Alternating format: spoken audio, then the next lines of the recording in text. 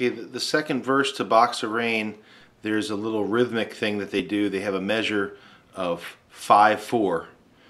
I just call it the funky rhythm part. So anyway, here's how it goes.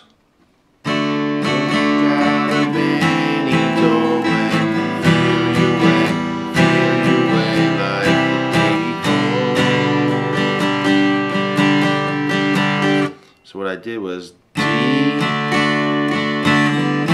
A minor, E, C. On the E minor it was 1, 2, 3, C, 1, 2, 3, and then an extra 2 strums. Walk out of it.